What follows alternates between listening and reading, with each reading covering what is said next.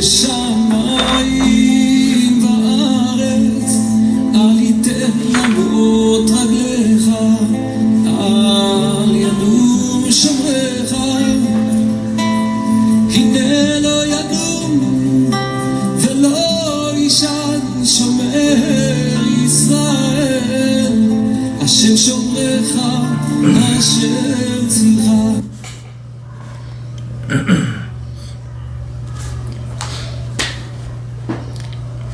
Shabbat Shalom a todos, Shabbat Shalom Lekulam. Hoje é dia 20 de setembro do ano de 2025 e no nosso calendário judaico nós estamos no dia 27 de Elul do ano 5785, contando a partir da criação. Hoje nós vamos fazer uma breve reflexão na Parashá semanal da Torá, na porção semanal da Torá, e a porção a qual nós estamos estudando essa semana é a Parashá, é a porção de Nitzavim, que começa no livro de Devarim, livro de Deuteronômio, capítulo de número 29, verso de número 9. Ontem estávamos ali na nossa comunidade Bnei Noach, aqui em Bauru, estávamos ali reunidos, fazendo a celebração do Shabat, juntos com outros Bnei Noach, e foi um tempo muito precioso, onde tivemos também a oportunidade de compartilharmos esse shiur, de compartilharmos este estudo, e eu tenho plena convicção que o movimento Bnei Noach, um movimento que sustenta uma fé monoteísta com fundamentação judaica e com orientação rabínica. Então eu quero nesta manhã, nesse Shabat, trazer aqui uma reflexão dentro de Deuteronômio, Devarim, capítulo 29 e capítulo 30. Está escrito na Torá, em Deuteronômio, capítulo 29, verso 9: vocês estão firmemente de pé hoje, todos vocês juntos, diante de Hashem, seu Deus, os líderes de suas tribos, seus anciões e seus oficiais, todos os homens de Israel, suas crianças pequenas, suas mulheres e os convertidos dentro de seus acampamentos, e desde seus lenhadores até seus carregadores de água, para lhe fazer passar pelo pacto de Hashem, seu Deus, e seu juramento que Hashem, seu Deus, está fazendo com você hoje. Deuteronômio, capítulo de número 29, verso 9 até o verso de número 11.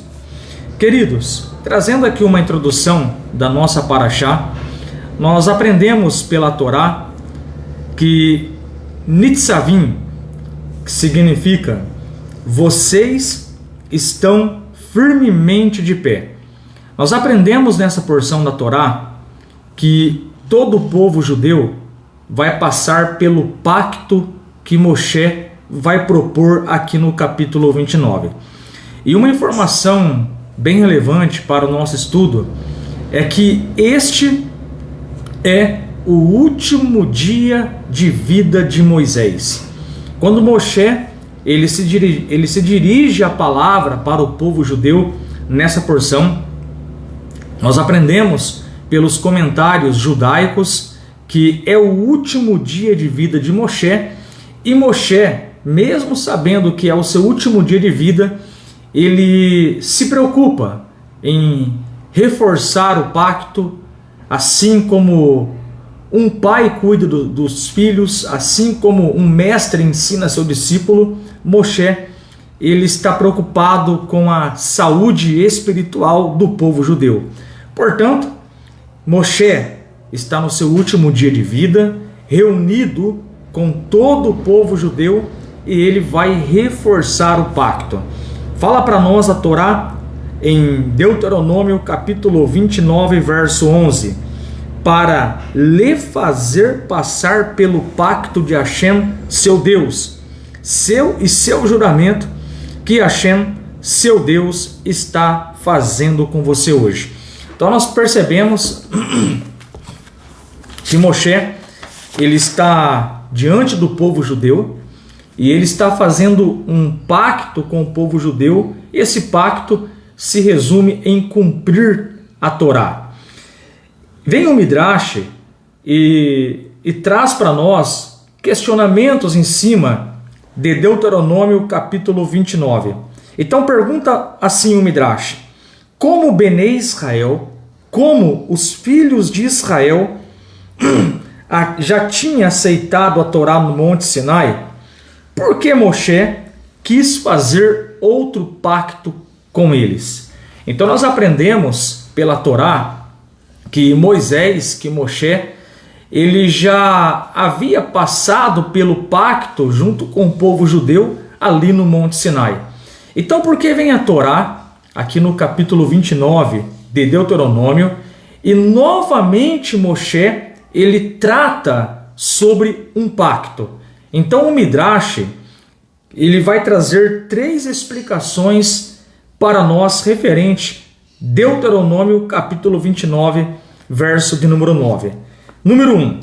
A maioria dos judeus que estavam entrando em Eretz Israel, na terra de Israel, não estava no Monte Sinai. Eles eram filhos daqueles que receberam a Torá no Monte Sinai. Moshe quis que esta nova geração também prometesse que guardaria a Torá.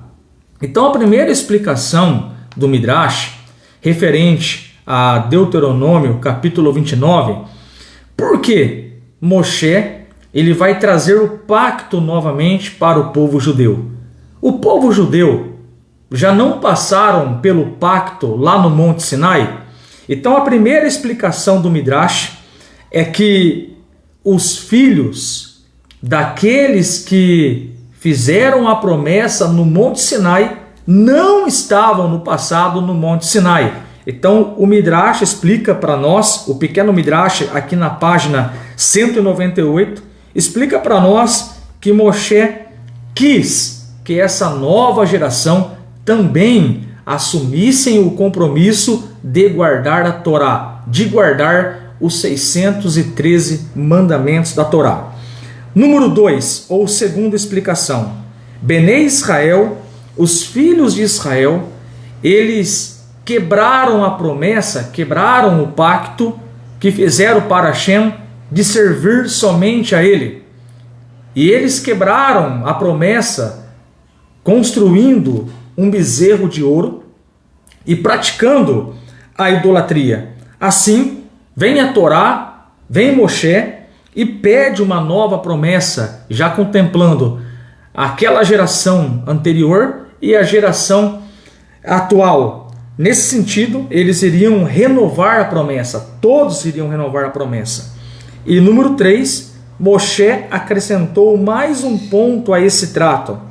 Ele disse a Benei Israel: até agora, Hashem puniu cada judeu por seus próprios pecados. De agora em diante, cada um será responsável pelos erros de seu irmão judeu. Se você vir uma pessoa pecando e você tiver como impedi-la, mas não fizer nada, você será punido pelo pecado dela também. Então nós aprendemos aqui que é um refinamento onde todo o povo judeu, assim como o corpo funciona por meio de um sistema, o povo judeu agora, eles terão uma unidade mais enfatizada, ao ponto de todos ajudarem uns aos outros a guardarem o pacto de Hashem. E é bem importante nós falarmos, já que estamos falando de pacto, o povo judeu, o povo de Israel, eles receberam 613 mitzvot, 613 mandamentos. E são por meio desses mandamentos que o povo judeu ele cumpre a sua missão aqui na face da terra. É bem verdade que hoje o povo judeu não consegue guardar uma boa parte dessas mitzvot, desses mandamentos. Até porque muito dos mandamentos da Torá, dos 613, dependem do Beit HaMikdash, depende do templo ser construído lá em Jerusalém. E hoje, como nós bem sabemos, não tem o terceiro templo. E o terceiro templo, conforme nós aprendemos nas escrituras judaicas, nos profetas e na Torá, ele vai ser reconstruído de modo definitivo na era messiânica com a chegada do verdadeiro Mashiach. Muito bem, então o povo judeu guardam 613 mandamentos. É um pacto de Hashem com eles. Nós das nações, nós aprendemos pela Torá e pela Torá escrita, pela Torá oral, pela literatura judaica, que um não-judeu ele tem a responsabilidade de guardar somente 7 mandamentos. E esses 7 mandamentos, eles foram dados desde o princípio de tudo. 6 mandamentos, nós aprendemos pelo Talmud, nós aprendemos pela Torá oral. 6 mandamentos foram dados para Adão e Rava, para Adão e Eva, e o 7º mandamento para Noé, logo pós o dilúvio, ali em Bereshit capítulo 9, verso 4, Gênesis capítulo 9, verso 4. Então, nós que somos das nações, assumimos um compromisso com Hashem, assumimos um compromisso com o Eterno de guardarmos esses 7 mandamentos, e quando nós das nações guardamos esses 7 mandamentos, sem sombra de dúvida, nós estamos agradando a Deus, obedecendo a Deus, fazendo a sua vontade, e como escreveu Maimônides, quando um Ben Noah, ele guarda a Shiva Mitzvot Ben Noah, as 7 leis Ben Noah, ele é chamado de um Tzadik, ele é chamado de um justo entre as nações, e ele é comparado a um sumo sacerdote, a um Kohen Gadol. Olha que privilégio! Nós que guardamos os 7 mandamentos da Torá, somos chamados de um Tzadik, um justo entre as nações, somos comparados ao Kohen Gadol, ao sumo sacerdote, e temos uma porção no mundo vindouro. Olha que privilégio nós guardarmos os 7 mandamentos Ben Noah. Esse é o nosso compromisso, esse é o nosso pacto.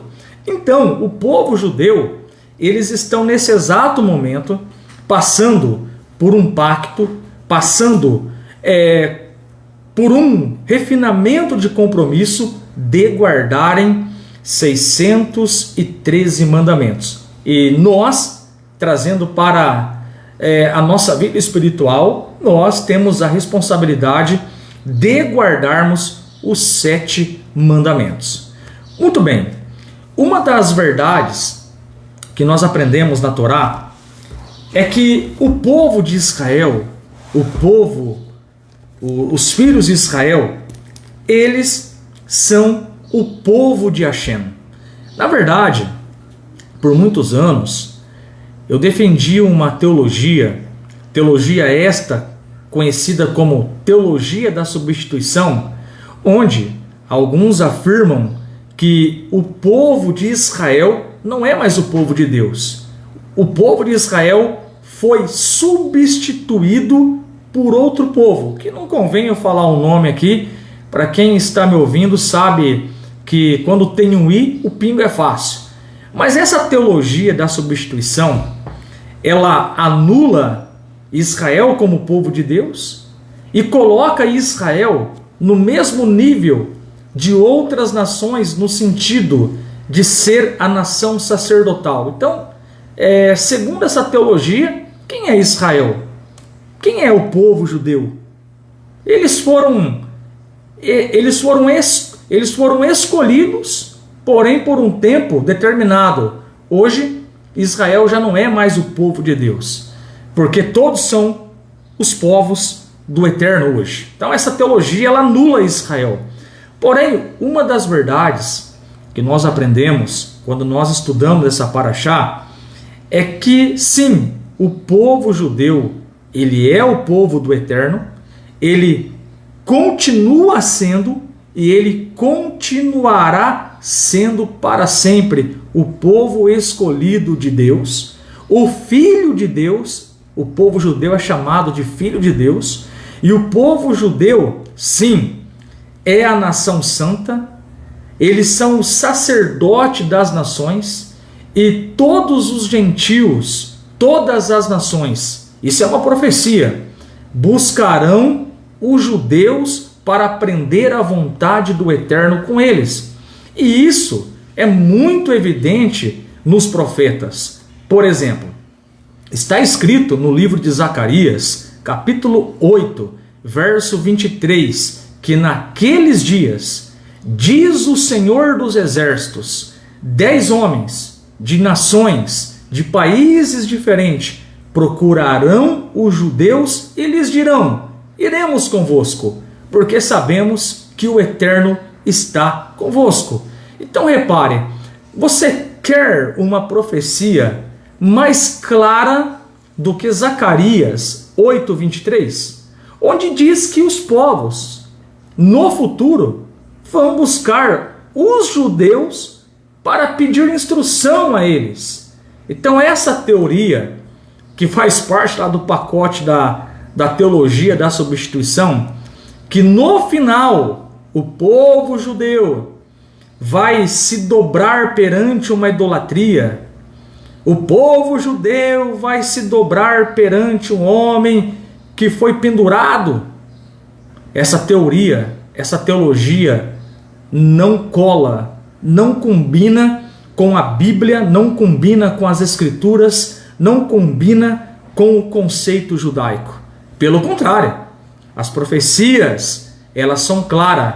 As nações procurarão os judeus. Zacarias 8:23. E fala para nós, os profetas, que lá no futuro, todos terão os lábios purificados, a mente transformada, e todos servirão um único Deus, com o mesmo entendimento e com o mesmo consenso. Mas da onde nós podemos sustentar essa verdade? Sofonias, capítulo 3, verso 9. Lá está escrito que naqueles dias o Eterno dará lábios puros para todos os povos, e todos servirão ao Eterno com o mesmo entendimento e com o mesmo consenso.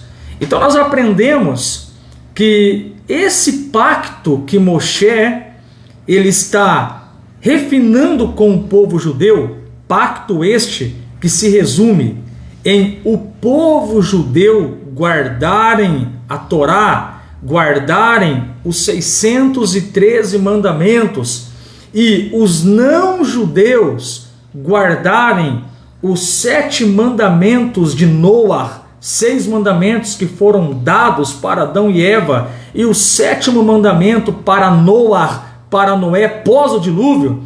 Esta é a vontade de Hashem para todos os povos. Os judeus guardando o pacto dos 613 mandamentos, e os não-judeus guardando o pacto, o compromisso de guardarem os 7 mandamentos da Torá, que são: não praticar idolatria, não blasfemar contra o nome do Eterno, não assassinar, não roubar, não praticar relações proibidas, praticar atos de bondade e não maltratar os animais. Então, quando nós guardamos esses 7 mandamentos, o Shiva Mitzvot Benenoah, as 7 leis Benenoah, nós estamos andando lado a lado com o povo judeu e fazendo a vontade de Hashem. Então, quando nós olhamos aqui para Deuteronômio, Devarim, capítulo 29, verso 9, onde diz: vocês estão firmemente de pé hoje, todos juntos, isto é, o povo judeu, todos estão reunidos nesse exato momento, no último dia de vida de Moshe, todos estão reunidos para quê? Verso de número 11: para lhe fazer passar pelo pacto de Hashem, seu Deus, e seu juramento, que Hashem, seu Deus, está fazendo com você hoje. Então todo o povo, eles estão reunidos para passarem por esse pacto. E esse pacto, ele exige um compromisso, esse pacto, ele exige uma responsabilidade, e como eu disse, o povo judeu tem a responsabilidade de guardar 613 mandamentos, e nós das nações, 7 mandamentos. Veja a característica desse pacto, Deuteronômio, capítulo 29, verso 12.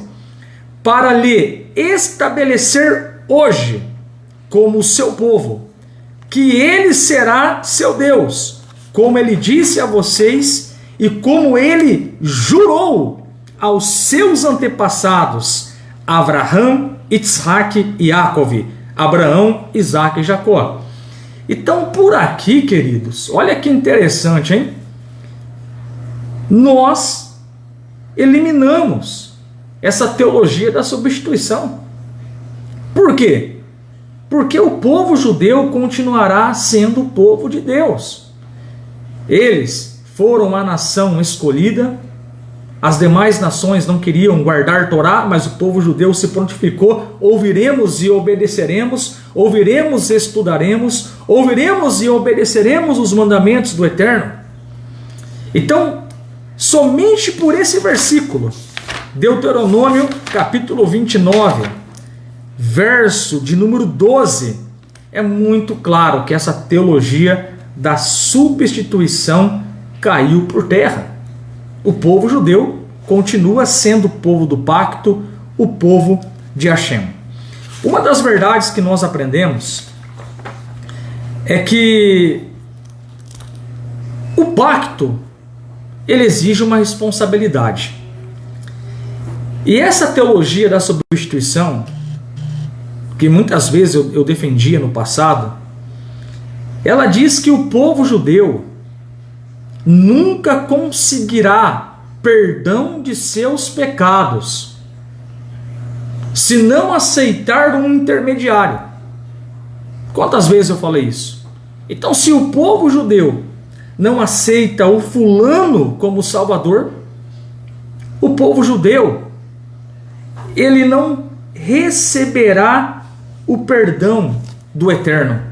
Então, essa teologia, ela vem construindo um sistema este que tem como propósito colocar o homem lá embaixo, no sentido de forçar o homem a aceitar uma idolatria como Salvador, para se conectar com Deus, para receber a misericórdia de Deus. Mas isso, à luz da Torá, não existe. O povo judeu, ele não recebe o perdão aceitando um intermediário.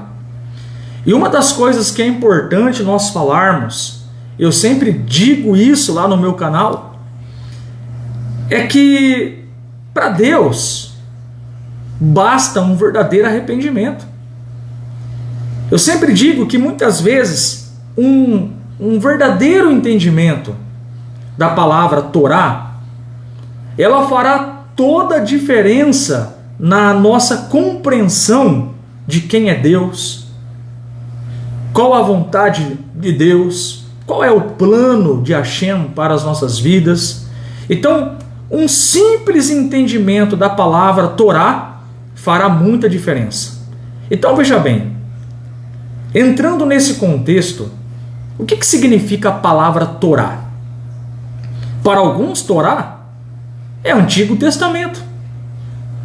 Para alguns, a palavra Torá significa uma lei que é comparada a um espelho, e é uma lei que só mostra a sua sujeira, mas essa lei não tem a capacidade de limpar você. Então aí surgem aquelas perguntinhas que nós fazíamos no passado. Ah, alguma vez você já cobiçou? Alguma vez você já mentiu? Alguma vez você já roubou? E se você morresse hoje e comparecesse perante ao trono de Deus, e Deus como juiz lhe perguntasse por que eu devo deixar você entrar aqui no meu céu, qual seria a sua resposta? Evidente que a mente da pessoa já foi turbinada desse entendimento errado de que a lei só mostra sujeira e não limpa. Mas aí, repare bem o que eu vou dizer aqui. E isso fez muita diferença na minha vida espiritual, quando eu compreendi isso, ou essa verdade que eu vou expor agora, com um verdadeiro entendimento judaico. E eu sempre digo que é importante nós olharmos os dois lados da moeda para tomarmos uma decisão. Então repare bem, a palavra Torá, ela significa instrução, como está escrito em Isaías 51:4, instrução vos darei, e a minha Torá será uma luz para todos os povos. Se a palavra Torá, ela significa instrução, ora, de fato, o pacto que Moshe está fazendo com o povo judeu aqui são instruções de Hashem, são instruções de Deus para o povo judeu, por meio dos 613 mandamentos. E para os demais povos, a instrução de Deus são os 7 mandamentos. Mas por que eu trouxe esse conceito, essa explicação na Torá? Porque sim, a Torá mostra o pacto, mostra a responsabilidade que todos os seres humanos têm perante Deus, de fazer a sua vontade. Mas a grande questão é, e se eu pecar? E se eu errar? E se eu quebrar a lei? E se eu quebrar a Torá? E aí? Não tem mais jeito? Como que funciona? Eu vou para o lago de fogo e vou ser queimado eternamente como batatinhas fritas no óleo fervente? E aí, como que funciona? Então o sistema da teologia, da substituição, que visa colocar o homem lá embaixo, mostrando que a lei só mostra sujeira, que a lei não limpa pecado, e que todo mundo está condenado ao inferno, e que se não aceitar o intermediário, tchau e benção, não tem salvação. Porém, esqueceram de falar para você que Deus é misericórdia, que o Eterno é um Deus de misericórdia, um Deus que perdoa, um Deus que é bondoso, e as suas misericórdias se renovam a cada dia. Então por isso que eu disse que é importante nós compreendermos a palavra Torá, porque sim, a Torá mostra o pacto, a Torá mostra o que acontece se quebrarmos o pacto, mas a Torá mostra a solução para o conserto. Exatamente. E não se assuste. A instrução de Deus, a Torá, ela já revelava para nós qual é o caminho correto. O que se deve fazer quando você pecar. E pode ter certeza, não tem nada de aceitar intermediário. Ah, eu pequei. E aí, como que faz? Ah, o povo judeu pecou. E aí, como que faz? Não tem mais jeito? Tem que aceitar o fulano, senão o fulano não libera perdão? Será? Não, negativo. Por isso que eu disse, é importante nós compreendermos o significado da palavra Torá. A Torá mostra um pacto, o povo judeu vai agradar a Deus por meio dos 613 mandamentos, os não-judeus servem a Deus por meio de 7 mandamentos, é um fato, porém se nós errarmos, existe uma solução para o pecado. Exatamente. E essa paraxá, ela mostra isso.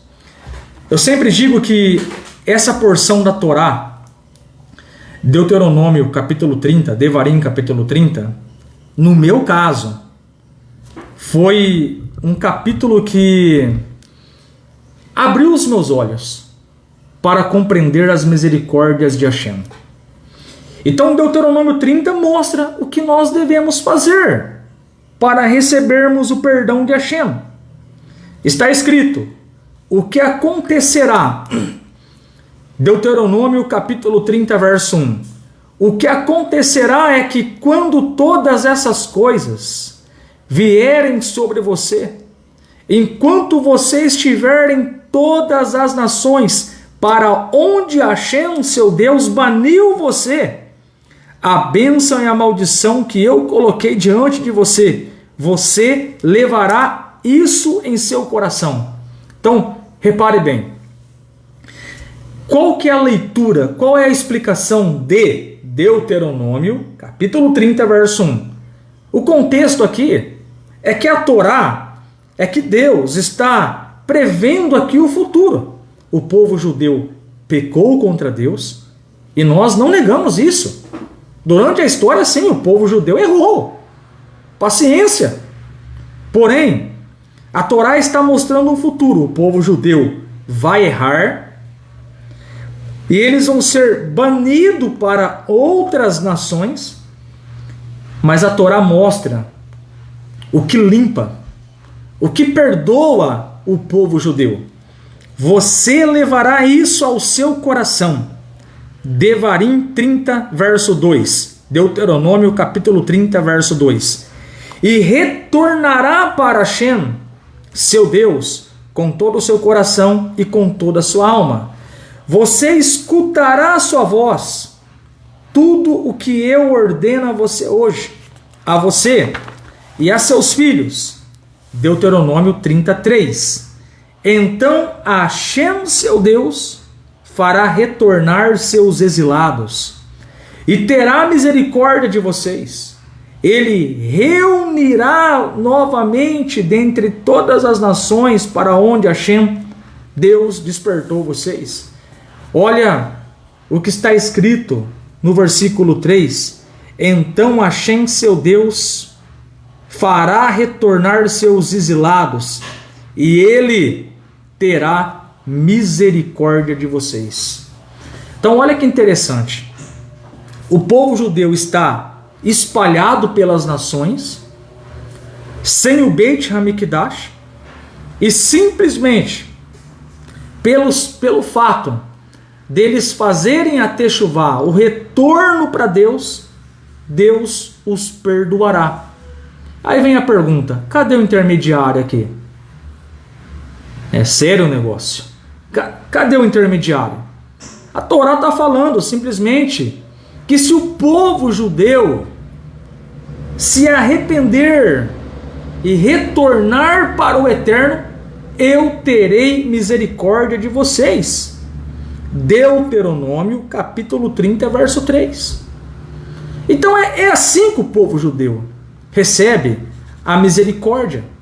É assim que o perdão vem para o povo judeu, quando há um verdadeiro arrependimento, sem nenhum intermediário, sem ninguém precisar morrer pendurado, simplesmente a Torá, que é a instrução de Deus, amigo, está falando claramente para nós como que o povo judeu é perdoado. E isso é mostrado para nós em toda a Torá. Por exemplo, segundo Crônicas 7,14.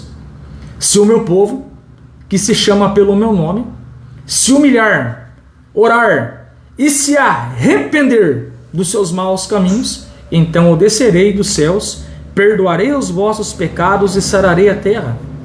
Ora, Cadê o intermediário aí no meio? Segundo Crônicas 7,14 fala que basta uma techuvá, basta um verdadeiro arrependimento.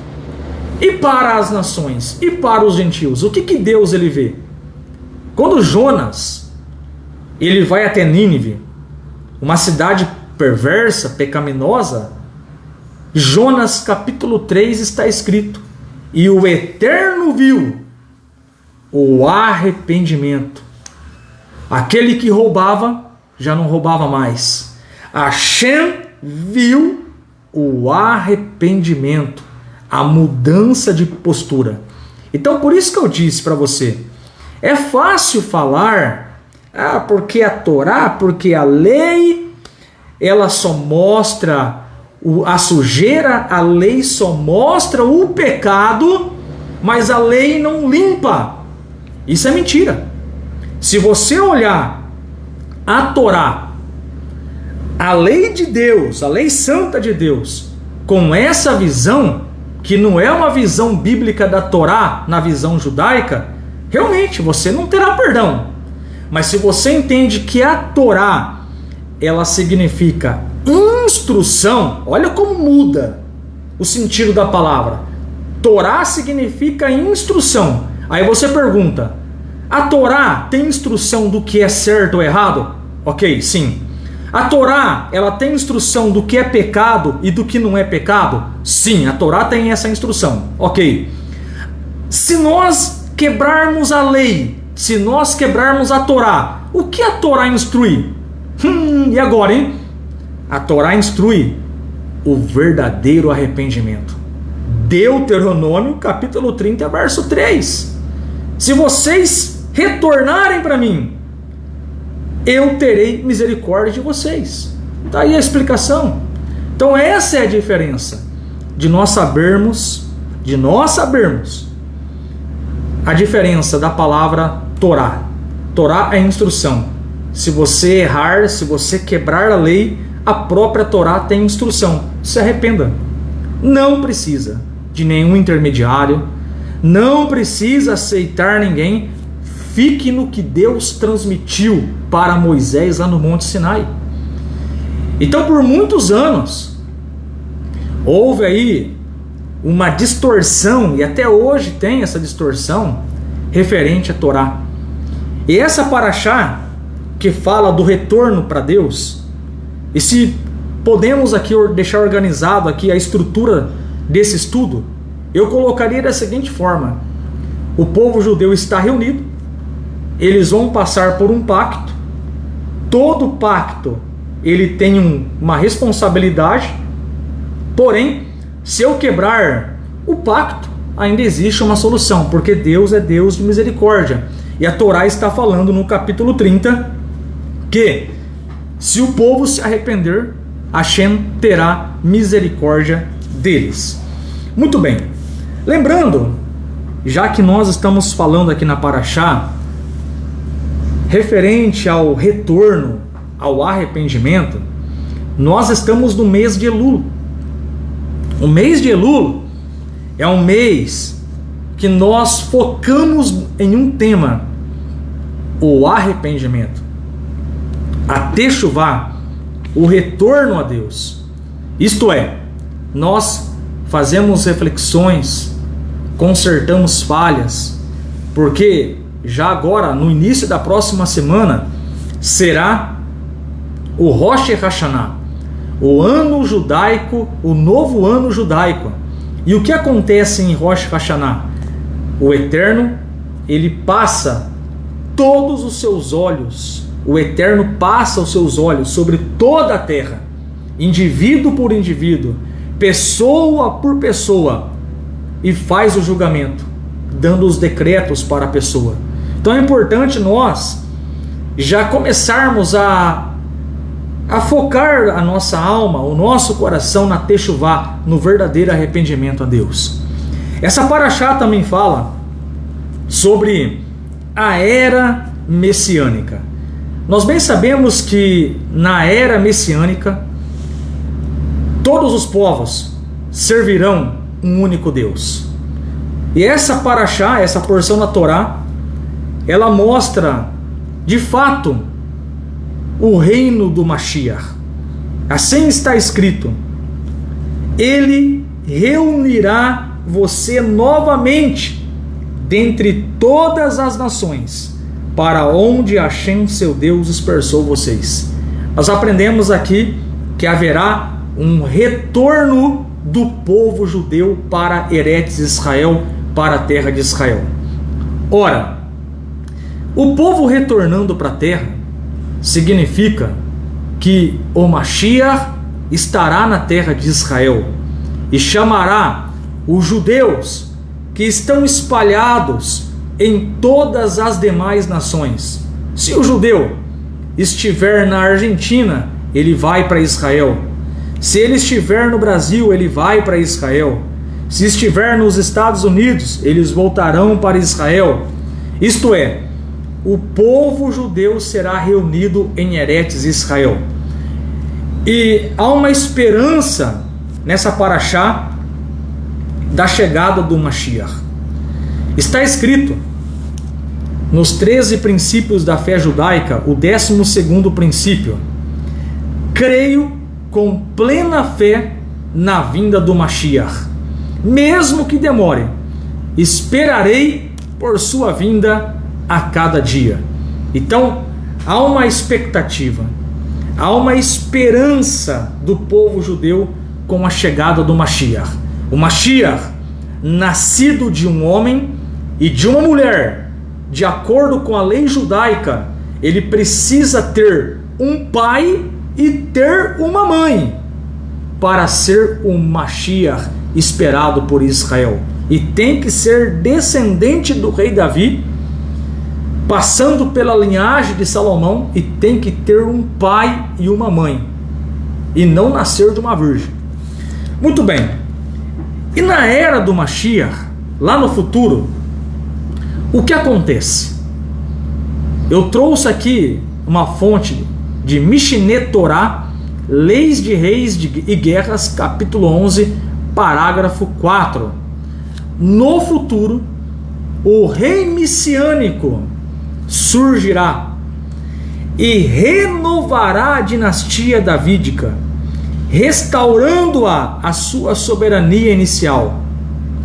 Ele construirá o templo, o Mashiach vai construir o templo, e reunirá os dispersos de Israel. Olha o que Maimônides está falando. Isso combina com Deuteronômio, capítulo de número 30, verso de número 3. Ofereceremos sacrifícios, observaremos os anos sabáticos e jubilares, de acordo com todas as suas particularidades, conforme descrito na Torá. Então, o povo judeu voltará a guardar a Torá. Queridos, eu vou deixar aqui um Shabbat Shalom a todos. Estou com 3% aqui na bateria. Espero que esse estudo tenha aí contribuído para a sua elevação espiritual. A todos um Shabbat Shalom.